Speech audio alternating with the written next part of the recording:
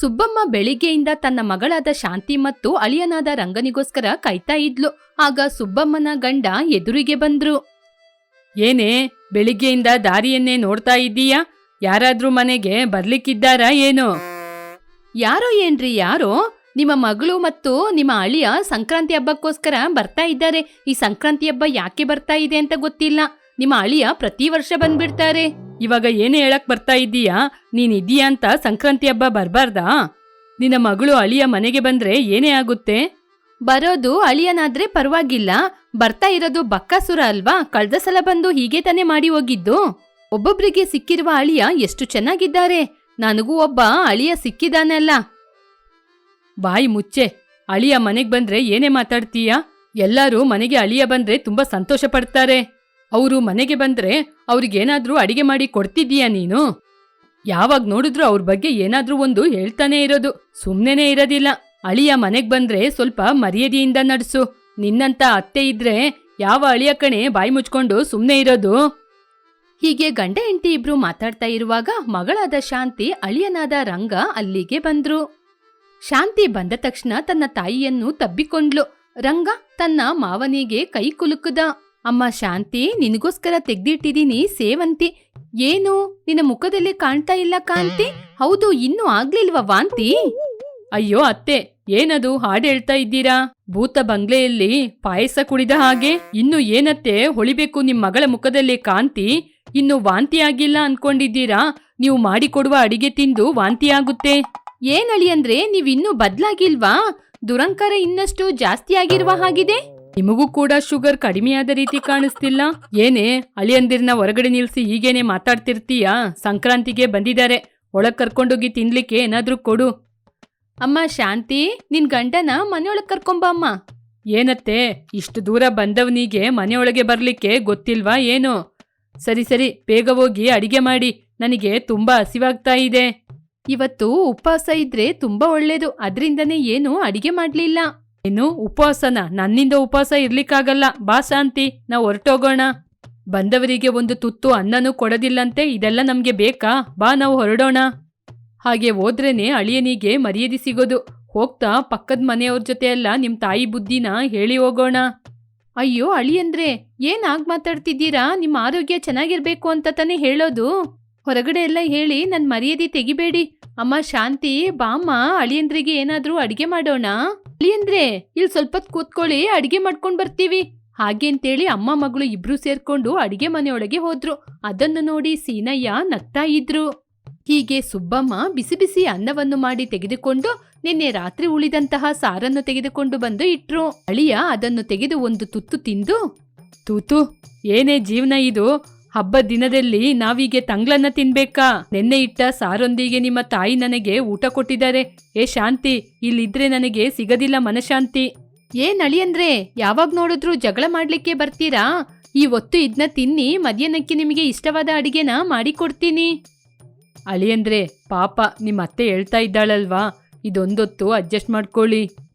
ಸರಿ ಮಾವ, ನೀವು ಹೇಳೋದ್ರಿಂದ ಅಡ್ಜಸ್ಟ್ ಮಾಡ್ಕೊಂಡು ಇವತ್ತು ಊಟ ಮಾಡ್ತೀನಿ. ಸಂಕ್ರಾಂತಿ ಹಬ್ಬ ಅಂದ್ರೆ ಹಬ್ಬಬ್ಬ, ಮನೆಯಲ್ಲಿ ಸಿಹಿ ತಿಂಡಿಗಳು, ಕೋಳಿ, ಅದು ಇದು ಅಂತ ಎಷ್ಟೊಂದು ವಿಧವಾದ ಅಡಿಗೆಗಳಿರುತ್ತೆ. ಇಲ್ಲಿ ನೋಡಿದ್ರೆ ಚೆಚೆ, ಇಲ್ಲಿ ಮಾತ್ರ ಅತ್ತೆಗೆ ಹಬ್ಬ ಅಂದ್ರೆ ದೊಡ್ಡ ಕಷ್ಟನೇ ಬಂದ ಹಾಗೆ. ಅವಳು ಯಾವಾಗ್ಲೂ ಹೀಗೇನೆ ಅಳಿಯಂದ್ರೆ, ಅವಳ ಬಗ್ಗೆ ನಿಮ್ಗೆ ಚೆನ್ನಾಗ್ ಗೊತ್ತಿಲ್ವಾ? ಅಳಿಯಂದ್ರೆ, ಈ ಊರಲ್ಲಿ ಕಳ್ಳು ತುಂಬಾ ಚೆನ್ನಾಗಿರುತ್ತೆ, ಬನ್ನಿ ಒಂದ್ ರೌಂಡ್ ಹೋಗಿ ಬರೋಣ. ಹಬ್ಬಬ್ಬಾ, ಮಾವಯ್ಯ ಅಂದ್ರೆ ನಿಮ್ ರೀತಿ ಇರ್ಬೇಕು. ಶಾಂತಿ, ನನ್ ಮಾವನ್ ಜೊತೆ ಹೊರಗಡೆ ಹೋಗಿ ಬರ್ತೀನಿ. ನಿಮ್ಮ ಅಮ್ಮನ ಜೊತೆ ಅಡಿಗೆನ ಮಾಡಿಡಕ್ಕೇಳು. ಎಲ್ಲಿಗ್ರಿ ಹೋಗ್ತೀರಾ? ಹೊರಗಡೆ ಹೋಗಿ ಒಂದ್ 5 kg ಮನಸ್ಸಿಗೆ ಶಾಂತಿ ತಗೊಂಬರ್ತೀನಿ. ಅದುವರೆಗೂ ನಿಮ್ ತಾಯಿನ ಸ್ವಲ್ಪ ಹುಷಾರಾಗಿ ನೋಡ್ಕೋ. ಸೀನಯ್ಯ ರಂಗ ಪಕ್ಕದ ಊರಿಗೆ ಹೊರಟೋದ್ರು. ಹೀಗೆ ಅಳಿಯಂದ್ರು ಹೋಗೋದ್ನ ನೋಡಿ ಸುಬ್ಬಮ್ಮನಿಗೆ ತುಂಬಾನೇ ಕೋಪ ಬಂತು. ಏನೇ ನಿನ್ ಗಂಡ ನನ್ ಮನೆಗೆ ಬಂದು ನನಗೆ ಆರ್ಡರ್ ಆಗ್ತಿದ್ದಾನೆ? ನನ್ ಮನೆಗೆ ಬಂದಾಗ ನಾನು ಏನ್ ಮಾಡ್ಕೊಡ್ತೀನೋ ಅದನ್ನೇ ಬಾಯಿ ಮುಚ್ಕೊಂಡು ತಿನ್ಬೇಕು. ಅವ್ರ ಬಗ್ಗೆ ನಿನಗ್ ಗೊತ್ತಿಲ್ವಮ್ಮ? ನೀನ್ ಕೂಡ ಏನಮ್ಮ, ಅಳಿಯಂದ್ರು ಮನೆಗ್ ಬಂದ್ರೆ ವಿಧ ವಿಧವಾದ ಅಡಿಗೆ ಮಾಡಿ ಕೊಡ್ಬೇಕು. ಅದನ್ನ ಬಿಟ್ಟು ಈ ರೀತಿ ತಂಗ್ಳನ್ನ ಕೊಟ್ರೆ ಅವರಿಗೆ ಬಾಯಿಗೆ ರುಚಿಯಾಗಿ ಏನಾದ್ರೂ ಅಡಿಗೆ ಮಾಡಿ ಕೊಡಿಯಮ್ಮ. ನಾನ್ ಕೂಡ ಚಿಕ್ಕ ವಯಸ್ಸಿಂದ ನಿಮ್ನ ನೋಡ್ತಾನೆ ಇದ್ದೀನಿ. ನಿಮ್ಮ ಜಿಪುಣತನವನ್ನು ಯಾವಾಗಮ್ಮ ಬಿಡ್ತೀರಾ? ಅಯ್ಯೋ ಅಮ್ಮ, ಅವ್ರಿಗಿಷ್ಟವಾದ ಎಲ್ಲಾ ಬಗೆಯ ಅಡಿಗೆನ ಮಾಡೋಣ ಬನ್ನಿ. ಏನು, ತುಂಬಾ ಬಗೆಯ ಅಡಿಗೆಯನ್ನು ಮಾಡ್ಬೇಕಾ? ಆ ರೀತಿ ಅಡಿಗೆ ಮಾಡಕ್ಕೆ ಇದೇನು ಛತ್ರನಾ? ಬೆಳಿಗ್ಗೆ ಮಾಡಿದ ಅಡಿಗೆ ಅದೇ ಉಂಟು, ಮಧ್ಯಾಹ್ನಕ್ಕೆ ಅದೇ ಸಾಕು. ರಾತ್ರಿಗೆ ಬೇಕಾದ್ರೂ ಏನಾದ್ರೂ ಅಡಿಗೆ ಮಾಡೋಣ. ಅಮ್ಮ, ನನ್ ಮಾತ್ ಕೇಳಿ, ಅವ್ರ ಬಗ್ಗೆ ನಿಮ್ಗೆ ಚೆನ್ನಾಗಿ ಗೊತ್ತಿಲ್ಲ. ಆಗಲ್ಲ ಕಣೆ, ಆಗಲ್ಲ. ಬರ್ಲಿ ನಿನ್ ಗಂಡ, ನನ್ನ ಏನ್ ಮಾಡ್ತಾರೆ ಅಂತ ನಾನು ಒಂದ್ ಕೈ ನೋಡೇ ಬಿಡ್ತೀನಿ. ಹೀಗೆ ಸುಬ್ಬಮ್ಮ ಅವರು ಆಲೋಚನೆ ಮಾಡಿದಂಗೆ ಅಡಿಗೆ ಮಾಡಿದ್ರು. ಆಗ ರಂಗ ತನ್ನ ಮಾವನಾದ ಸೀನು ಜೊತೆ ಸೇರಿ ಕಳ್ಳು ಕುಡಿದು ಮನೆಗೆ ಬಂದ. ಮನೆಯ ಬಾಗಿಲಲ್ಲೇ ನಿಂತುಕೊಂಡು, ಶಾಂತಿ, ಏ ಶಾಂತಿ. ಏನ್ರಿ, ಏನಾಯ್ತು? ಕರ್ದಿಲ್ಲ ಕಣೆ, ಬೊಬ್ಬೆ ಆಗ್ತಾ ಇದ್ದೀನಿ. ಇವತ್ತು ಸಂಕ್ರಾಂತಿ ಹಬ್ಬ ಅಲ್ವಾ, ನಮಗೆ ಬಟ್ಟೆ ತೆಗ್ದ್ರಾ? ಇಲ್ಲ ರೀ, ಹೊಸ ಬಟ್ಟೆ ತೆಗ್ದಿಲ್ಲ. ಕಳೆದ ದೀಪಾವಳಿಗಲ್ವಾ ಅಳಿಯಂದ್ರೆ ತೆಗೆದುಕೊಟ್ಟಿದ್ದು, ಮತ್ತೆ ಸಂಕ್ರಾಂತಿಗೆ ಅಂದ್ರೆ ಹೇಗೆ ತೆಗೆದುಕೊಡೋದು? ಚೀಚಿ, ಇದೆಲ್ಲ ಒಂದು ಜೀವನನ ಶಾಂತಿ. ನೋಡ್ದಾ ಎಲ್ಲರ ಮನೆಯಿಂದ ಅಡಿಗೆ ವಾಸನೆ ಹೇಗೆ ಬರ್ತಾ ಇದೆ ಅಂತ? ಆದ್ರೆ ನಮ್ಮ ಮನೆಯಲ್ಲಿ ಇದಕ್ಕೆಲ್ಲ ದಾರಿ ಇದೆಯಾ? ಹೌದು, ನಿಜವಾಗ್ಲೂ ಇದು ಮನೆನಾ, ನಿಮ್ಮ ತಾಯಿ ಮನುಷ್ಯನಾ? ಏನ್ರಿ ಹಾಗೆಲ್ಲ ಮಾತಾಡ್ತಾ ಇದ್ದೀರಾ? ನಮ್ಮ ತಾಯಿನ ಹಾಗೆ ಮಾತಾಡ್ಬೇಡಿ. ಅಯ್ಯಯ್ಯೋ ಅಯ್ಯಯ್ಯೋ, ತಪ್ಪಾಗಿ ಮಾತಾಡ್ಬಿಟ್ಟಮ್ಮ, ತಪ್ಪಾಗಿ ಮಾತಾಡ್ಬಿಟ್ಟೆ. ಏನಿವಾಗ ನಿಮ್ಮ ತಾಯಿ ಕಾಲಿಗೆ ಬಿದ್ದು ಕ್ಷಮೆ ಕೇಳ್ಬೇಕಾ? ಇಲ್ಲಿ ನೋಡಿ ಅಳಿಯಂದ್ರೆ, ಏನೇ ಮಾತಾಡೋದಾದ್ರೂ ಮನೆಯೊಳಗೆ ಬಂದು ಮಾತಾಡಿ, ಬಾಗ್ಲಲ್ಲಿ ನಿಂತು ಮಾತಾಡ್ಬೇಡಿ. ಏನ್ರಿ ಸುಮ್ಮನೆ ನೋಡ್ತಾ ಇದ್ದೀರಾ? ಹೇಳ್ರಿ. ಹಾಗೆ ಹೇಳಿ ಸುಬ್ಬಮ್ಮ ಅಡುಗೆ ಮನೆಗೆ ಹೋಗಿ ಎಣ್ಣೆಯನ್ನು ತೆಗೆದುಕೊಂಡು ಬಂದು ಬಾಗಿಲಲ್ಲಿ ಉಯ್ದ್ಲು. ಅದನ್ನು ನೋಡದ ರಂಗ ಅದ್ರ ಮೇಲೆ ಕಾಲಿಟ್ಟು ಜಾರಿ ಬಿದ್ದು ಜೋರಾಗಿ ಕಿರುಚಿಕೊಂಡ. ಅಯ್ಯೋ ದೇವ್ರೇ, ನನ್ನ ಕಾಪಾಡಪ್ಪ, ನನ್ನ ಅತ್ತೆ ನನ್ನ ಕೊಲ್ತಾ ಇದ್ದಾರೆ. ಹೀಗೆ ರಂಗ ಕಿರುಚಿಕೊಳ್ಳಲು ಆರಂಭಿಸಿದ. ಹೀಗೆ ಅವನಿಗೆ ಪ್ರಜ್ಞೆ ತಪ್ಪಿ ಹೋಯಿತು. ಅವನ ಶಬ್ದ ಕೇಳಿ ಅಕ್ಕಪಕ್ಕದವರೆಲ್ಲ ಬಂದ್ರು. ಪಕ್ಕದ ಮನೆ ಪಂಕಜ ಕೂಡ ಬಂದ್ಲು.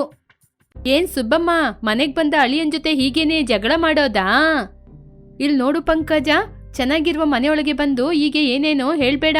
ಬಾಯಿ ಮುಚ್ಕೊಂಡು ನಿನ್ ಕೆಲ್ಸ ಏನಿದೆಯೋ ಅದನ್ನ ಹೋಗಿ ನೋಡು. ಏನಮ್ಮ ನೀವು ಹೀಗೆ ಮಾಡ್ಬಿಟ್ರಿ? ಅವ್ರಿಗೇನಾದ್ರೂ ಆಗಿದ್ರೆ? ಏನು ಆಗಲ್ಲ ಕಣಮ್ಮ, ಇನ್ನು ಸ್ವಲ್ಪ ಹೊತ್ತಲ್ಲಿ ಕುಡ್ದಿದೆಲ್ಲ ಮತ್ತು ಇಳಿದೋಗುತ್ತೆ. ಹೌದು, ನಿಮ್ ತಂದೆ ಎಲ್ಲಿ? ತಂದೆ ಇನ್ನೂ ಇಲ್ಲೇ ಇರ್ತಾರ. ನೀವು ಮಾಡಿದ ರಂಪಾಟಕ್ಕೆ ಇಷ್ಟೊತ್ತಿಗೆ ಈ ಊರ್ ಬಿಟ್ಟು ಹೋಗಿರ್ತಾರೆ. ಇಲ್ಲೇ ನಿಂತಿದ್ರೆ ಅವ್ರ ಕತೆ ಏನಾಗುತ್ತೆ ಗೊತ್ತಿಲ್ವಾ? ಸರಿ ಸರಿ, ಅಳಿಯಂದಿರ್ನ ಒಳಗ್ ಕರ್ಕೊಂಡೋಗಿ ಅವರಿಗೆ ಬಿಸಿ ಬಿಸಿ ಶಾಖ ಕೊಡು. ಹಾಗೆ ಹೇಳಿದ ತಕ್ಷಣ ಶಾಂತಿ ತನ್ನ ಗಂಡನನ್ನು ಒಳಗ್ ಕರ್ಕೊಂಡ್ಬಂದು ಬಿಸಿ ಬಿಸಿ ಶಾಖ ಕೊಟ್ಲು. ಹೀಗೆ ರಂಗ ನಿದ್ರೆಯಿಂದ ಎದ್ದ ರಂಗನಿಗೆ ಸರಿಯಾಗಿ ನಡಿಲಿಕ್ಕಾಗಿಲ್ಲ.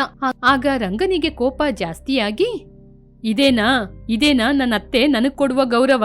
ಇಲ್ಲಿ ನೋಡು ಶಾಂತಿ, ಇನ್ನೂ 1 ನಿಮಿಷ ಕೂಡ ಈ ಮನೇಲಿ ಇರಬಾರ್ದು. ಇವಾಗ್ಲೇ ಹೊರಟೋಗೋಣ ಬಾ. ಅದೇ ತಾನೇ ನನಗೂ ಕೂಡ ಬೇಕಾಗಿರೋದು. ನೋಡ್ದಾ ನಿಮ್ ತಾಯಿ ಹೇಗೆ ಮಾತಾಡ್ತಿದ್ದಾರೆ ಅಂತ ನೋಡ್ದಾ? ಅಯ್ಯೋ, ಸ್ವಲ್ಪ ಹೊತ್ತು ಸಮಾಧಾನವಾಗಿರ್ರಿ. ರಂಗ ಎಷ್ಟೇ ಬೊಬ್ಬೆ ಹಾಕಿದ್ರೂ ಅತ್ತೆ ಮಾತ್ರ ಬದ್ಲಾಗ್ಲಿಲ್ಲ.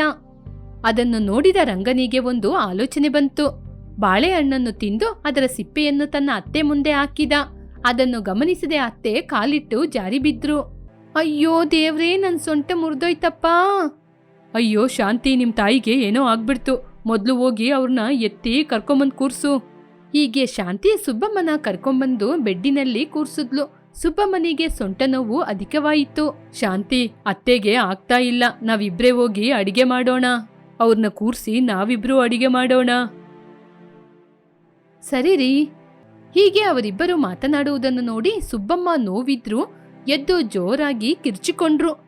ಇಲ್ಲ ಇಲ್ಲ, ಬೇಡ ಬೇಡ, ಅದೇ ಅಡಿಗೆ ಸಾಕು. ನಿಮ್ನ ನಾನು ಅಡಿಗೆ ಮಾಡಕ್ಕೆ ಬಿಡದಿಲ್ಲ. ಇರದ್ನ ಇಟ್ಟು ಅಡ್ಜಸ್ಟ್ ಮಾಡ್ಕೊಳ್ಳಿ. ನೋಡ್ದಾ ಶಾಂತಿ, ಇಷ್ಟೆಲ್ಲ ಆದ್ರೂ ಕೂಡ ನಿಮ್ಮಮ್ಮ ಹೇಗೆ ಮಾತಾಡ್ತಾ ಇದ್ದಾರೆ ಅಂತ. ನಿಮ್ಮಮ್ಮ ಜಿಪುಣತನದಿಂದ ಏನ್ ಮಾಡ್ತಾರೋ ಏನೋ. ಅಮ್ಮ, ನಿಮಗೋಸ್ಕರ ತಾನೇ ಅವ್ರು ಅಷ್ಟೆಲ್ಲ ಮಾತಾಡ್ತಿದ್ದಾರೆ. ನನ್ ಮಾತ್ ಕೇಳಿ ಅಮ್ಮ.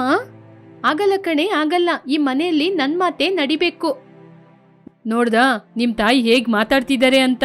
ಹೀಗೆ ರಂಗ ಒಂದು ದೊಡ್ಡ ಹಗ್ಗವನ್ನು ತೆಗೆದುಕೊಂಡು ಬಂದು ಅಲ್ಲಿರುವ ಕಂಬದಲ್ಲಿ ತನ್ನ ಅತ್ತೆಯನ್ನು ಕಟ್ಟಿಹಾಕಿ ಅವನಿಗೆ ಇಷ್ಟವಾದ ಸಂಕ್ರಾಂತಿಗೆ ಬೇಕಾದ ಎಲ್ಲ ಅಡುಗೆಯನ್ನು ಮಾಡಲು ಆರಂಭಿಸಿದ.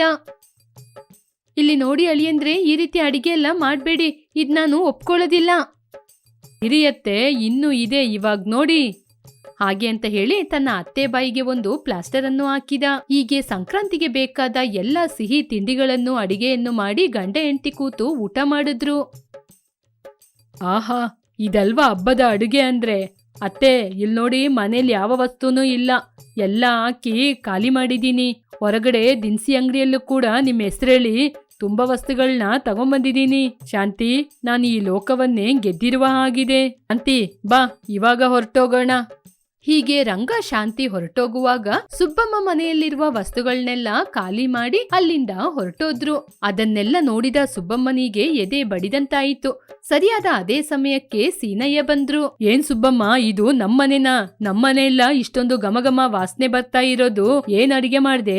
ಆ ಮಾತು ಕೇಳಿ ಸುಬ್ಬಮ್ಮನಿಗೆ ತುಂಬಾ ಕೋಪ ಬಂದು ತನ್ನ ಗಂಡನಿಗೆ ಸರಿಯಾಗಿ ಬಾರಿಸಿದ್ಲು. ಹೀಗೆ ಸುಬ್ಬಮ್ಮ ಸಂಕ್ರಾಂತಿ ಹಬ್ಬದ ದಿನ ತನ್ನ ಅಳಿಯ ಮಾಡಿದ ಕೆಲಸವನ್ನು ನೋಡಿ ತಲೆ ಮೇಲೆ ಕೈ ಇಟ್ಕೊಂಡು ಕೂತ್ಕೊಂಡು ಯಾವಾಗ್ಲೂ ಸಮಾಧಾನವಾಗಿರುವ ನರಸಮ್ಮ 2 ದಿನಗಳಿಂದ ಅವರ ಮಗನ ಜೊತೆ ಕೋಪದಿಂದಾನೇ ಇದ್ರು. ದೊಡ್ಡ ಮಗ ಯಾವಾಗ್ಲೂ ಕುಡ್ಕೊಂಡ್ ಬರೋದು ಅವರಿಗೆ ಇಷ್ಟ ಇಲ್ಲ. ದೊಡ್ಡ ಸೊಸೆಯಾದ ದೇವಿ ಕೂಡ ಅತ್ತೆ ಜೊತೆ ತನ್ನ ಕಷ್ಟವನ್ನು ಹೇಳ್ಕೊಳ್ತಾ ಇದ್ಲು. ಚರಣ್ ಬಂದ ತಕ್ಷಣ ಹೇಗಾದ್ರೂ ಅವನ್ ಜೊತೆ ಕೇಳ್ಬೇಕು ಅಂತ ನೋಡ್ತಾ ಇದ್ರು. ಆವಾಗ ಚರಣ್ ಬಂದ. ನಿಲ್ಲೋ, ನಿನ್ ಜೊತೆ ಸ್ವಲ್ಪ ಮಾತಾಡ್ಬೇಕು. ಆಮೇಲೆ ಮಾತಾಡಿ ಅಮ್ಮ, ಇವಾಗ ಬೇಡ. ಇಲ್ಲ ಕಣೋ, ನನಗ್ ಮಾತಾಡ್ಬೇಕು, ಇವಾಗ್ಲೇ ಮಾತಾಡ್ಬೇಕು. ನಾನು ಕೇಳುವ ಪ್ರಶ್ನೆಗೆ ಉತ್ತರ ಹೇಳಿ ಆಮೇಲೆ ಒಳಗೋಗು. ಏನಮ್ಮ ನಿಮ್ಗೆ ತೊಂದ್ರೆ? ಇನ್ನು ನಾನೇನು ಸಣ್ಣ ಮಗುನಾ ನೀವು ಹೇಳುವ ಹಾಗೆ ನಡ್ಕೊಳಕ್ಕೆ? ಇನ್ಮುಂದೆ ನನ್ ಜೊತೆ ಈಗೆಲ್ಲ ಮಾತಾಡ್ಬೇಡಿ. ಏಯ್ ದೇವಿ, ದೇವಿ ಎಲ್ಲೇ ಸತ್ತೋಗಿದ್ದೀಯಾ? ಚರಣ್ ಶಬ್ದ ಕೇಳಿ ದೇವಿ ಹೆದರಿಕೊಂಡು ಅಲ್ಲಿಗೆ ಬಂದ್ಲು. ದೇವಿ ಬಂದ ತಕ್ಷಣ ಚರಣ್ ದೇವಿ ಕೆನ್ನೆಗೆ ಬಾರಿಸ್ದ. ಏನೇ ಇವಾಗ ಅರ್ಥ ಆಗ್ತಾ ಇದೀಯಾ ಗಂಡ ಅಂದ್ರೆ ಯಾರು ಅಂತ? ಕರೆದ ತಕ್ಷಣ ಬರ್ಬೇಕು. ಹೋಗಿ ನಂಗೆ ಸ್ನಾನ ಮಾಡಕ್ ಬಿಸ್ನೀರಿಡು. ಸರಿ ರೀ. ಹಾಗೆ ಹೇಳಿ ದೇವಿ ಕಣ್ಣನ್ನು ಒರೆಸಿಕೊಂಡು ಅಲ್ಲಿಂದ ಅಡುಗೆ ಮನೆಯೊಳಗೆ ಹೋದ್ಲು. ಸೊಸೆಯ ಕಷ್ಟವನ್ನು ನೋಡಲಾಗದೆ ನರಸಮ್ಮ ತುಂಬಾನೇ ಕಷ್ಟಪಟ್ರು. ಏಯ್ ಆಳಾದವ್ನೆ, ನೀನ್ ಕೂಡ ಇದೇ ಹೊಟ್ಟೆಲಿ ತಾನೇ ಕಣ ಹುಟ್ಟಿದ್ದು. ನಿನಗೆ ಮಾತ್ರ ಯಾಕೇನೋ ಈ ರೀತಿ ಬುದ್ಧಿ ಬಂತು? ನಿನ್ ತಮ್ಮನ ನೋಡ್ದ ಟೌನಲ್ಲಿ ಮನೆ ಮಾಡಿ ಹೆಂಡತಿ ಮಕ್ಕಳನ್ನ ಎಷ್ಟ್ ಚೆನ್ನಾಗಿ ನೋಡ್ಕೊಳ್ತಾ ಇದ್ದಾನೆ ಅಂತ. ನೀನ್ ದೊಡ್ಡವನಾಗಿ ಯಾಕೋ ನಿನ್ಗೆ ಬುದ್ಧಿನೇ ಬರ್ಲಿಲ್ಲ? ಇಲ್ಲಿ ನೋಡಿ ಅಮ್ಮ, ಏನ್ ಹೇಳಕ್ ಬರ್ತಿದ್ದೀರಾ ಅದನ್ನ ಬೇಗ ಹೇಳಿ. ನನಗೆ ಹೊರಗೋಗ್ಬೇಕು, ತುಂಬಾ ಕೆಲ್ಸಗಳಿದೆ. ಎಲ್ಲ ಹೋಗ್ತಾ ಇದ್ದೀಯಾ? ಸುಮ್ನೆ ಕೂರ್ಲಿಕ್ಕೆ ತಾನೇ ಹೋಗ್ತಾ ಇದ್ದೀಯಾ? ಸ್ವಲ್ಪ ಆದ್ರೂ ಮಾನ ಮರ್ಯಾದೆ ಅಂತ ಇರ್ಬೇಕೋ? ಕುಡ್ದು ಹಣನ ನಾಶ ಮಾಡಿ ಸಾಕೋ? ಹೆಣ್ಮಕ್ಳನ್ನ ಅಳಿಸೋನು ಸರಿಯಾದ ಗಂಡ್ಸಲ್ಲ ಕಣೋ. ಇಲ್ಲಿ ನೋಡಿ ಅಮ್ಮ, ಇದಕ್ಕೆ ಮೇಲೆ ಒಂದ್ ಮಾತಾಡಿದ್ರೆ ಆಮೇಲೆ ಅಮ್ಮ ಅಂತ ಕೂಡ ನಾನ್ ನೋಡೋದಿಲ್ಲ. ಅವಳನ್ನ ನೆಂತಿ, ಅವಳನ್ನ ಏನ್ ಮಾಡ್ಬೇಕು, ಹೇಗೆ ಇಟ್ಕೋಬೇಕು ಅಂತ ನಂಗೊತ್ತು. ನೀವು ಏನೇ ಹೇಳೋದಾದ್ರೂ ನಿಮ್ಮ ಸಣ್ಣ ಮಗನಿಗೆ, ಸಣ್ಣ ಸೊಸೆಗೆ ಹೇಳ್ಕೊಳ್ಳಿ, ನನಗೆ ಹೇಳ್ಬೇಡಿ. ಹಾಗೆ ಅಂತ ಹೇಳಿ ಅಲ್ಲಿಂದ ಹೊರಟೋದ.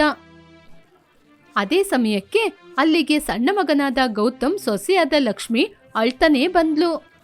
ಅವಳ ಕುತ್ತಿಗೆ ಕಿವಿಯಲ್ಲಿ ಯಾವ ಚಿನ್ನನೂ ಇಲ್ದೆ ಅವಳು ಹಳೆ ಸೀರೆ ಉಟ್ಕೊಂಡ್ ಬಂದಿದ್ಲು. ಅವಳನ್ನು ನೋಡಿ ನರಸಮ್ಮ, ಏನಮ್ಮ ಏನಾಯ್ತು? ಯಾಕೆ ಹೀಗೆ ಅಳ್ತಾ ಇದ್ದೀಯಾ? ಕಿವಿಯಲ್ಲಿ ಕುತ್ತಿಗೆಯಲ್ಲಿ ಏನೂ ಇಲ್ಲ, ಹಳೆ ಸೀರೆನ ಉಟ್ಕೊ ಬಂದಿದೀಯಾ? ಏನಾಯ್ತಮ್ಮ? ಅತ್ತೆ, ನಿಮ್ ಮಗ ಎಲ್ಲವನ್ನೂ ನಾಶ ಮಾಡ್ಬಿಟ್ರು.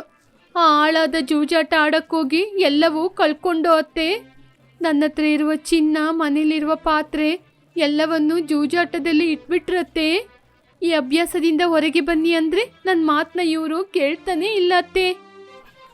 ಇಷ್ಟಾದ್ರೂ ಯಾಕಮ್ಮ ಈ ವಿಷಯದ ಬಗ್ಗೆ ನನ್ನ ಜೊತೆ ಹೇಳಲೇ ಇಲ್ಲ? ಇನ್ನು ಏನತ್ತೆ ಮಾಡೋದು? ನಿಮ್ ಜೊತೆ ಹೇಳ್ಬಾರ್ದು ಅಂತ ಬೇರೆ ಹೇಳ್ಬಿಟ್ರು. ಅವ್ರು ಇವತ್ತು ಸರಿಯಾಗ್ತಾರೆ, ನಾಳೆ ಸರಿಯಾಗ್ತಾರೆ ಅಂತ ನಾನು ನೋಡ್ತಾನೆ ಇದ್ದೆ. ಆದ್ರೆ ಮನೇಲಿರುವ ಎಲ್ಲಾ ವಸ್ತುಗಳನ್ನ ಇಟ್ಬಿಟ್ರತ್ತೆ. ಮನೇಲಿ ತಿನ್ನಕ್ಕೂ ಏನೂ ಇಲ್ಲತ್ತೆ. ಅಲ್ಲೇ ಏನ್ ಮಾಡೋದು ಅಂತ ಇಲ್ಲಿಗೆ ಹೊರಟು ಬಂದ್ಬಿಟ್ಟೆ. ಅಲ್ಲೇ ಇದ್ರೆ ಸಾಲದವರೆಲ್ಲ ಮನೆ ಮುಂದೆ ಬಂದು ನಿಲ್ತಿದ್ದಾರೆ. ಏನ್ ಮಾಡೋದು ಅಂತ ಗೊತ್ತಾಗದೆ ಇಲ್ಲಿ ಬಂದ್ಬಿಟ್ಟೆ ಅತ್ತೆ. ನೀವಿಬ್ರು ಯಾಕೋ ನನ್ನ ಹೊಟ್ಟೆಲಿ ಹುಟ್ಟಿ ನನಗೆ ಈ ರೀತಿ ಕೆಟ್ಟ ಹೆಸರನ್ನ ತಂದು ಕೊಡ್ತಾ ಇದ್ದೀರಾ? ಯಾಕೋ ಮಕ್ಳೇ ಹೀಗೆ ಮಾಡ್ತಿದ್ದೀರಾ? ನೀನೇನೋ ಹೀಗೆ, ಅವನೇನೋ ಹಾಗೆ. ಹಾಳಾದ ಮಕ್ಕಳು. ನನ್ನ ಸೊಸೆಂದಿರಿಬ್ರು ಅಳೋದನ್ನ ನೋಡಿದ್ರೆ ನಾನು ಏನು ಮಾಡಬೇಕು ಅಂತನೂ ನಂಗೆ ಗೊತ್ತಾಗ್ತಿಲ್ಲ ಕಣ್ರು. ಅಯ್ಯೋ ದೇವ್ರೆ, ಯಾಕಪ್ಪ ನನಗೆ ಇಂಥ ಮಕ್ಕಳನ್ನ ಕೊಟ್ಬಿಟ್ಟೆ? ಅಮ್ಮ ಹಾಗೆ ಅಳ್ಬೇಡಿ ಅಮ್ಮ. ನಮ್ಮ ಕಷ್ಟ ಎಲ್ಲ ತೀರ್ಲಿಕ್ಕೆ ನಾನೊಂದು ವಿಚಾರವನ್ನು ಹೇಳಲಾ? ನೀವು ಕೂಡಿಟ್ಟಿರುವ ಆ ಕಾಸಿನ ಮಾಲೆ ಇದೆ ಅಲ್ವಾ, ಅದನ್ನ ನನಗೆ ಕೊಡಿ. ಅದನ್ನ ಇಟ್ಬಿಟ್ಟು ನನ್ನ ಸಾಲವನ್ನೆಲ್ಲ ತೀರಿಸಿ ಜೂಜಾಟಕ್ಕೆ ಹೋಗಿ ನಾನು ಕಳ್ಕೊಂಡಿದ್ನೆಲ್ಲ ಬಿಡಿಸ್ಕೊಂಬರ್ತೀನಿ. ಗೌತಮ್ ಮಾತು ಕೇಳಿ ನರಸಮ್ಮನಿಗೆ ತುಂಬಾನೇ ಕೋಪ ಬಂತು. ತನ್ನ ಇಬ್ಬರು ಮಕ್ಕಳನ್ನು ಕರೆದು ಕೋಪದಿಂದ ಅವರಿಬ್ಬರಿಗೂ ಹೊಡೆದು ತಲೆ ಸುತ್ತಿ ಕೆಳಗೆ ಬಿದ್ರು. ಸೊಸೆಯಿಂದಿರಾದ ದೇವಿ ಲಕ್ಷ್ಮಿ ಬಂದು ಸರಸಮ್ಮನ ಮುಖಕ್ಕೆ ನೀರನ್ನು ಹಾಕಿ ಅವರನ್ನು ಕರೆದುಕೊಂಡು ಹೋಗಿ ಮಲಗಿಸಿದ್ರು. ಚರಣ್ ಗೌತಮ್ ಇಬ್ಬರೂ ಸೇರಿ ತಾಯಿಗೆ ಏನಾಯ್ತು ಅಂತ ಕೂಡ ನೋಡದೆ ಅಲ್ಲಿಂದ ಹೊರಟೋದ್ರು. ಸರಸಮ್ಮನಿಗೆ ಎಚ್ಚರವಾಯಿತು. ಎಚ್ಚರವಾಗಿ ನೋಡಿದಾಗ ತನ್ನ ಸೊಸೆಂದಿರು ಅಳುವ ಶಬ್ದವನ್ನು ಕೇಳಿ ಹೊರಗೆ ಬಂದು ನೋಡಿದ್ರು. ತನ್ನ ಸೊಸೆಂದಿರ ಬಳಿ ಬಂದು, ಏನಮ್ಮ ಆಯ್ತು? ಯಾಕಮ್ಮ ಇಬ್ರು ಅಳ್ತಾ ಇದ್ದೀರಾ? ಅತ್ತೆ, ರಾತ್ರಿ ಮನೆ ಬಿಟ್ಟು ಹೋಗಿದಂತಹ ನಿಮ್ಮ ಮಕ್ಕಳು ಯಾವುದೋ ಒಂದ್ ಮನೆಯಲ್ಲಿ ಕಳ್ಳತನ ಮಾಡಿ ಇವಾಗ ಸಿಕ್ಕಾಕೊಂಡು ಪೊಲೀಸ್ ಸ್ಟೇಷನ್ ಅಲ್ಲಿ ಇದ್ದಾರಂತೆ. ಪೊಲೀಸ್ ಸ್ಟೇಷನ್ ಇಂದ ಪೊಲೀಸ್ ಫೋನ್ ಮಾಡಿದ್ರು. ಅಯ್ಯೋ ದೇವ್ರೆ, ಈ ಹಾಳಾದ ಮಕ್ಕಳು ಈ ರೀತಿ ನನಗೆ ಕೆಟ್ಟ ಹೆಸರು ತಂದ್ಕೊಡ್ತಾರೆ ಅಂತ ನಾನು ಕನ್ಸಲ್ಲೂ ಯೋಚನೆ ಮಾಡಿಲ್ಲ. ಯಾಕಪ್ಪ ನನಗೆ ಈ ರೀತಿ ಮಕ್ಕಳನ್ನು ಕೊಟ್ಟೆ ದೇವ್ರೆ? ಅವರಿಬ್ರನ್ನ ಪೊಲೀಸ್ ಸ್ಟೇಷನ್ ಇಂದ ಬಿಡಿಸ್ಕೊಂಡು ಬರ್ಬೇಕಂದ್ರೆ 5 ಲಕ್ಷ ಆಗುತ್ತೆ ಅಂತತ್ತೆ. ಅಷ್ಟೊಂದು ಹಣ ನಮ್ ಜೊತೆ ಇಲ್ಲ. ನಾವು ಏನೇನೋ ಪ್ರಯತ್ನ ಪಟ್ಟೋ. ನಮ್ ಕೈಯಲ್ಲಿ ಚಿನ್ನ ಏನಾದ್ರೂ ಇದ್ರೆ ಅದನ್ನ ಹಾಕಿ ಅವ್ರನ್ನ ಬಿಡಿಸ್ಕೊಂಡ್ ಬರೋಣ ಅಂತ ನೋಡಿದ್ರೆ ಅದನ್ನೆಲ್ಲ ತಗೊಂಡೋಗಿ ನಿಮ್ ಮಗ ಜೂಜಾಟ ಆಡಿ ಬಿಟ್ಬಿಟ್ರು. ಸರಿ ಅಮ್ಮ, ನಾನು ಸ್ವಲ್ಪ ಹೊತ್ತು ಆಲೋಚನೆ ಮಾಡ್ತೀನಿ. ನನ್ನಿಂದನೂ ಏನು ಮಾಡೋಕ್ಕಾಗಲ್ಲ. ಇನ್ನೇನ್ ಮಾಡೋದು? ಹೀಗೆ ಏನು ಮಾಡಲು ಸಾಧ್ಯವಾಗದೆ ನರಸಮ್ಮ ಮತ್ತು ಅವರ ಸೊಸೆಂದಿರು ಅವರ ಜೊತೆ ಸೇರಿ ಮೌನವಾಗಿಯೇ ಇದ್ರು. ಊರಲ್ಲಿ ಇರುವ ಜನರೆಲ್ಲ ದೇವಿ, ನರಸಮ್ಮ, ಲಕ್ಷ್ಮಿಯನ್ನು ಬಾಯಿಗೆ ಬಂದ ಹಾಗೆ ಏನೇನೋ ಮಾತುಗಳನ್ನು ಹೇಳಿ ಮನಸ್ಸನ್ನು ನೋಯಿಸ್ತಾ ಇದ್ರು. ಈ ಮಾತನ್ನು ಕೇಳಿ ನರಸಮ್ಮನಿಗೆ ದುಃಖವಾಗಿ ನಡ್ಕೊಂಡು ಕಾಡಿನ ರಸ್ತೆಯಲ್ಲಿ ಹೋದ್ರು. ಹೀಗೆ ನರಸಮ್ಮ ಯಾರ ಜೊತೆನೂ ಹೇಳದೆ ಕಾಡಿನೊಳಗೆ ಹೋಗ್ತಾ ಇದ್ದ ಹಾಗೆ ನರಸಮ್ಮನಿಗೆ ಆಶ್ಚರ್ಯದಿಂದ ಒಂದು ಮರ ಕಂಡಿತ್ತು. ಆ ಮರವನ್ನು ನೋಡಿ ನರಸಮ್ಮ ಆಶ್ಚರ್ಯಪಟ್ರು. ಇದೇನಿದು? ಮರದಲ್ಲಿ ದೋಸೆ ಇದೆ, ನೋಡಕ್ಕೆ ಆಶ್ಚರ್ಯವಾಗಿದೆ. ನರಸಮ್ಮ ಆ ಮರದಲ್ಲಿರುವ ಒಂದು ದೋಸೆಯನ್ನು ತೆಗೆದು ತಿಂದು ನೋಡಿದ್ರು. ಆ ದೋಸೆ ತುಂಬಾನೇ ರುಚಿಯಾಗಿತ್ತು. ಇದನ್ನು ನೋಡಿದ ನರಸಮ್ಮನಿಗೆ ಒಂದು ಆಲೋಚನೆ ಬಂತು. ಇಲ್ಲಿ ದೋಸೆ ಮರ ಇದೆ ಅಂತ ಯಾರ ಜೊತೆನೂ ಹೇಳ್ಬಾರ್ದು. ತಕ್ಷಣ ಸೊಸೆಂದಿರ್ನ ಹೋಗಿ ಕರ್ಕೊಂಡ್ಬರ್ತೀನಿ. ಹೀಗೆ 2 ಸೊಸೆಂದಿರ್ನನು ಆ ದೋಸೆ ಮರದ ಹತ್ರ ಕರ್ಕೊಂಡ್ ಬಂದ್ರು. ಹೀಗೆ ಒಂದು ದೋಸೆಯನ್ನು ತೆಗೆದು ಸೊಸೆಂದಿರಿಗೆ ಕೊಟ್ರು. ಯಾವ ಸ್ಥಳದಿಂದ ಒಂದು ದೋಸೆಯನ್ನು ತೆಗೆದ್ರೋ ಮತ್ತೆ ಆ ಸ್ಥಳದಲ್ಲಿ ಒಂದು ದೋಸೆ ಸೃಷ್ಟಿಯಾಯಿತು. ಅದನ್ನು ನೋಡಿ ಎಲ್ಲರೂ ಆಶ್ಚರ್ಯಪಟ್ರು. ಇಲ್ಲಿ ನೋಡಿ ಅಮ್ಮ, ನಾವು ಒಂದು ದೋಸೆ ಅಂಗಡಿ ಹಾಕಿ ಈ ದೋಸೆ ಮರದಿಂದ ದೋಸೆಯನ್ನು ತೆಗೆದುಕೊಂಡು ಹೋಗಿ ವ್ಯಾಪಾರ ಮಾಡೋಣ. ಒಂದು ದೋಸೆಯನ್ನು ತೆಗೆದ್ರೆ ಇನ್ನೊಂದು ದೋಸೆ ಸೃಷ್ಟಿಯಾಗ್ತಿದೆ. ಅದರಿಂದ ನಮಗೆ ಯಾವ ಹಣನೂ ಖರ್ಚು ಕೂಡ ಆಗೋದಿಲ್ಲ. ನಮಗಿರುವ ಒಂದೇ ಒಂದು ದಾರಿ ಇದೆ. ಸರಿ ಅತ್ತೆ, ದೋಸೆ ವ್ಯಾಪಾರನೇ ಮಾಡೋಣ. ಅತ್ತೆ, ನಾವಿರುವ ಪರಿಸ್ಥಿತಿಗೆ ನಮ್ಮ ಹತ್ರ ಯಾರೂ ದೋಸೆ ತಗೊಳ್ಳಿಕ್ಕೆ ಬರೋದಿಲ್ಲ ಅನ್ಕೊಂಡಿದ್ದೀನಿ. ನಾವು ಇವಾಗ ಏನತ್ತೆ ಮಾಡೋದು? ನನಗೂ ಅದು ಗೊತ್ತಮ್ಮ, ಆದರೆ ಏನು ಮಾಡೋದು? ಪರವಾಗಿಲ್ಲ, ತಗೊಂಡೋಗಿ ವ್ಯಾಪಾರ ಮಾಡಿ ನೋಡೋಣ. ವ್ಯಾಪಾರ ಮಾಡಿ ನೋಡೋಣ, ಯಾರಾದರೂ ಬಂದು ತಗೋಬಹುದು. ಹೀಗೆ 2 ಸೊಸೆಂದಿರ್ನ ಕರ್ಕೊಂಡೋಗಿ ದೋಸೆ ಅಂಗಡಿನ ಹಾಕಿದ್ರು. ಮೊದಲು ದೋಸೆ ತಿನ್ಲಿಕ್ಕೆ ಯಾರೂ ಕೂಡ ಬರ್ತಾ ಇರಲಿಲ್ಲ.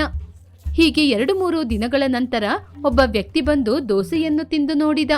ಆ ದೋಸೆ ತುಂಬಾ ರುಚಿಯಾಗಿರುವ ಕಾರಣ ಆ ವಿಷಯ ಎಲ್ಲರಿಗೂ ತಿಳಿದು ಊರಿನ ಜನರೆಲ್ಲ ದೋಸೆಯನ್ನು ತಿನ್ನಲು ಆರಂಭಿಸಿದ್ರು. ಅತ್ತೆ, ಒಳ್ಳೆ ಲಾಭ ಬರ್ತಾ ಇದೆ ಅತ್ತೆ. ನಾವು ಆಲೋಚನೆ ಮಾಡದಷ್ಟು ಲಾಭ ಬರ್ತಿದೆ. ಹೌದಮ್ಮ, ನಾವು ಇನ್ನಷ್ಟು ಕಷ್ಟಪಡಬೇಕು. ದೋಸೆ ಖಾಲಿ ಆಗ್ತಾ ಇದ್ದಂಗೆ ಪುನಃ ಹೋಗಿ ನಾವು ದೋಸೆಗಳನ್ನ ತರಬೇಕು. ಜನರು ಕೂಡ ದೋಸೆ ತಿನ್ಲಿಕ್ಕೆ ಬರ್ತಾ ಇದ್ದಾರೆ. ಇವಾಗ ನಾವು ಹೋಗಿ ತರ್ಬೇಕಲ್ವಾ? ಸರಿ ಅತ್ತೆ, ಹಾಗಾದ್ರೆ ನೀವು ಅಂಗಡಿನ ನೋಡ್ಕೊಳ್ಳಿ. ನಾನೋಗಿ ದೋಸೆ ಮರದಿಂದ ದೋಸೆನ ತಗೊಂಡ್ ಬರ್ತೀನಿ. ಒಳ್ಳೇದು ಲಕ್ಷ್ಮಿ, ಒಳ್ಳೆ ತೀರ್ಮಾನನೇ ತಗೊಂಡಿದೀಯ. ನೀನೋಗಿ ಬಾ, ನಾವಿಲ್ಲೇ ಇರ್ತೀವಿ. ಹೀಗೆ 3 ಜನ ಕೂಡ ಒಗ್ಗಟ್ಟಿನಿಂದ ಇದ್ದು ದೋಸೆ ವ್ಯಾಪಾರದಲ್ಲಿ ಹಣವನ್ನು ಸಂಪಾದನೆ ಮಾಡಿದ್ರು. ಹೀಗೆ ಸ್ವಲ್ಪ ದಿನದಲ್ಲೇ ದೋಸೆಯ ವಿಚಾರ ಎಲ್ಲರಿಗೂ ಗೊತ್ತಾಗಿ ಆ ದೋಸೆ ತುಂಬಾ ಫೇಮಸ್ ಆಗಿ ಪಕ್ಕದ ಊರಿನಿಂದ ಕೂಡ ಜನರು ಬಂದು ದೋಸೆಯನ್ನು ತಿನ್ನಲಾರಂಭಿಸಿದ್ರು. ಹೀಗೆ ಸ್ವಲ್ಪ ದಿನದಲ್ಲೇ ಅಧಿಕ ಲಾಭವನ್ನು ಸಂಪಾದನೆ ಮಾಡಿತು ಆ ಕುಟುಂಬ. ಆದರೂ ಅವರ ಒಳಗೆ ಏನೋ ಚಿಂತೆ ಇರುವುದನ್ನು ಗಮನಿಸಿದ ನರಸಮ್ಮ ಒಂದು ದಿನ, ಲಕ್ಷ್ಮಿ, ದೇವಿ, ನಾನು ಯಾವಾಗ್ಲೂ ನಿಮ್ನ ನೋಡ್ತಾನೆ ಇದ್ದೀನಿ. ನಿಮ್ಮ ಮುಖದಲ್ಲಿ ಏನೋ ದುಃಖ ಕಾಣಿಸ್ತಾ ಇದೆ. ಮಗು ತಾಯಿಯ ಬಳಿ ಇಲ್ಲದಿದ್ದರೆ ತಾಯಿ ಎಷ್ಟು ದುಃಖ ಪಡ್ತಾಳೋ ಅದೇ ರೀತಿ ಗಂಡ ಇಲ್ಲದಿದ್ದರೂ ಕೂಡ ಹೆಂಡತಿಯರು ಕಷ್ಟಪಡ್ತೀರಾ ಅಂತ ನನಗೆ ಗೊತ್ತಾಯ್ತಮ್ಮ. ಇವಾಗ ನಮ್ ಜೊತೆ ತುಂಬಾ ಹಣ ಇದೆ ಅಲ್ವಾ? ಈ ಹಣನ ತಗೊಂಡೋಗಿ ನಿಮ್ಮ ಗಂಡಂದಿರ್ನ ಬಿಡಿಸ್ಕೊಂಡ್ ಬರೋಣ, ಸರಿಯಾ? ಆದ್ರೆ ಅತ್ತೆ, ಅವರಿಬ್ರು ಬದ್ಲಾಗ್ತಾರೆ ಅಂತ ನಮ್ಮಿಂದ ಹೇಳಕ್ಕೆ ಸಾಧ್ಯ ಇಲ್ಲ ಅತ್ತೆ. ಅವರು ಜೈಲಿಂದ ಬಂದ ಮೇಲೆ ನಾವು ಕೂಡಿಟ್ಟ ಆಸ್ತಿಯನ್ನು ನಾಶ ಮಾಡ್ಬಿಡ್ತಾರೆ ಅಂತ ಭಯ ಆಗ್ತಿದೆ. ಹಾಗೆ ಅಲ್ಲ, ಏನು ಕೂಡ ಆಗೋದಿಲ್ಲಮ್ಮ. ನೀವಿಬ್ರು ಹಣವನ್ನು ಕಟ್ಬಿಟ್ಟು ನಿಮ್ಮ ಗಂಡಂದಿರ್ನ ಕರ್ಕೊಂಬನ್ನಿ. ಹಾಗೆ ಹೇಳಿ ನರಸಮ್ಮ ತನ್ನ ಸೊಸೆಂದಿರಿಗೆ ಹಣವನ್ನು ಕೊಟ್ಟು ಕಳಿಸಿದ್ರು. ಅವರಿಬ್ಬರು ಹೋಗಿ ತಮ್ಮ ತಮ್ಮ ಗಂಡಂದಿರನ್ನ ಹಣ ಕಟ್ಟಿ ಪೊಲೀಸ್ ಸ್ಟೇಷನ್ ಇಂದ ಬಿಡಿಸ್ಕೊಂಡ್ ಬಂದ್ರು. ಮಕ್ಕಳನ್ನು ನೋಡಿ ನರಸಮ್ಮನಿಗೆ ಸಂತೋಷ ಬರಲಿಲ್ಲ, ಮೌನವಾಗಿ ನಿಂತಿದ್ರು. ಚರಣ್ ಗೌತಮ್ ಇಬ್ರು ತಾಯಿಯ ಕಾಲಿಗೆ ಬಿದ್ದು ಕ್ಷಮೆಯನ್ನು ಕೇಳಿದ್ರು. ಅಮ್ಮ, ನಮ್ಮನ್ನು ಕ್ಷಮಿಸಿ ಅಮ್ಮ, ನಿಮ್ ಮಾತನ್ನ ನಾವು ಕೇಳಲಿಲ್ಲ. ನಾವು ಈ ಮನೆಗೆ ಗೌರವ ಕೊರತೆ ಬರುವ ಹಾಗೆ ನಡ್ಕೊಂಡು ನಿಮಗೂ ಮರ್ಯಾದೆ ಕೊಡ್ಲಿಲ್ಲ. ಕಟ್ಕೊಂಡ ಹೆಂಡ್ತಿರ್ನ ಕೂಡ ನಮ್ಮಿಂದ ಚೆನ್ನಾಗಿ ನೋಡ್ಕೊಳಕ್ಕಾಗಿಲ್ಲ. ನಮ್ನ ಕ್ಷಮಿಸಿ ಅಮ್ಮ. ನಾವಿಬ್ರು ಸರಿಯಾಗಿದ್ದೀವಮ್ಮ. ಇನ್ಮುಂದೆ ನನ್ನ ಹೆಂಡ್ತಿನ ಕೂಡ ನಾನು ಒಡೆಯೋದಿಲ್ಲ. ಪಾಪ, ನನ್ನಿಂದ ಅವಳಿಗೂ ಕೂಡ ತುಂಬಾ ಕಷ್ಟ. ನಾನು ಮಾಡಿದ ತಪ್ಪಿಗೆ ಆ ದೇವ್ರು ನನಗೆ ತಕ್ಕ ಶಿಕ್ಷೆ ಕೊಟ್ಬಿಟ್ಟ. ಇನ್ಮುಂದೆ ನಾನು ಯಾವ ತಪ್ಪನ್ನು ಮಾಡೋದಿಲ್ಲಮ್ಮ. ಇನ್ಮುಂದೆ ಒಳ್ಳೆ ಕೆಲಸಕ್ಕೆ ಹೋಗ್ತೀನಿ. ನನ್ನನ್ನು ಕ್ಷಮಿಸಿ ಅಮ್ಮ.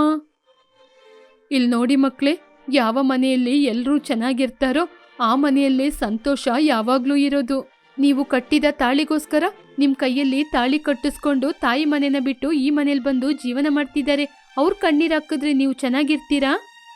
ತಾಯಿಗೆ ಕೊಡುವಂತಹ ಗೌರವವನ್ನು ನಿಮ್ಮ ಹೆಂಡತಿಯರಿಗೆ ಕೊಟ್ರೆ ಯಾವ ಮನೆಯಲ್ಲೂ ಈ ಪರಿಸ್ಥಿತಿ ಬರೋದಿಲ್ಲ. ಇಷ್ಟು ದಿನ ಇಬ್ಬರು ಸೊಸೆಯಂದಿರು ಒಂದೊಂದು ರೂಪಾಯಿನ ಕೂಡಿಟ್ಟು ನಿಮ್ನ ಜೈಲಿಂದ ಬಿಡಿಸ್ಕೊಂಡ್ಬಂದಿದ್ದಾರೆ. ಈ ವಿಚಾರದಲ್ಲಿ ನೋಡೋದಾದ್ರೆ ನಿಮ್ನ 9 ತಿಂಗಳು ಹೊತ್ತು ನಿಮ್ಗೆ ಜೀವ ಕೊಟ್ಟಿದ್ದು ನಾನಾದ್ರೂ ನಿಮ್ಮ ಜೀವನ ಪೂರ್ತಿ ನಿಮ್ ಜೊತೆ ಇದ್ದು ನಿಮ್ನ ನೋಡ್ಕೊಳ್ಳೋದು ನಿಮ್ಮ ಹೆಂಡತಿಯರು. ಅವರಿಗೆ ಗೌರವ ಕೊಡಿ. ಹೀಗೆ ನರಸಮ್ಮ ಹೇಳಿದಾಗ ಇಬ್ಬರು ಮಕ್ಕಳು ಅವರಿಬ್ಬರ ಹೆಂಡತಿಯರನ್ನು ಕರೆದು ಅವರಿಗೆ ಕೈಯನ್ನು ಮುಗಿದ್ರು. ಅದನ್ನು ನೋಡಿದ ನರಸಮ್ಮ ತುಂಬಾನೇ ಸಂತೋಷಪಟ್ರು. ಆ ನಂತರ ಅವರೆಲ್ಲರೂ ಸೇರಿ ದೋಸೆ ವ್ಯಾಪಾರವನ್ನು ಮಾಡ್ತಾ ಇದ್ರು. ಹೀಗೆ ಮಕ್ಕಳು ಸೊಸೆಯಂದಿರು ಎಲ್ಲರೂ ಸೇರಿ ದೋಸೆ ವ್ಯಾಪಾರವನ್ನು ಮಾಡುವುದನ್ನು ನೋಡಿದ ನರಸಮ್ಮ ತುಂಬಾನೇ ಸಂತೋಷಪಟ್ರು. ಆ ನಂತರ ಆ ಕುಟುಂಬಕ್ಕೆ ಯಾವ ಕಷ್ಟ ಬಾರದ ಹಾಗೆ ನರಸಮ್ಮ ನೋಡ್ಕೊಂಡ್ರು. ಹೀಗೆ ಅವರೆಲ್ಲರೂ ಒಂದೇ ಮನೆಯಲ್ಲಿ ಜೊತೆಯಾಗಿ ಸಂತೋಷವಾಗಿ ಇದ್ರು.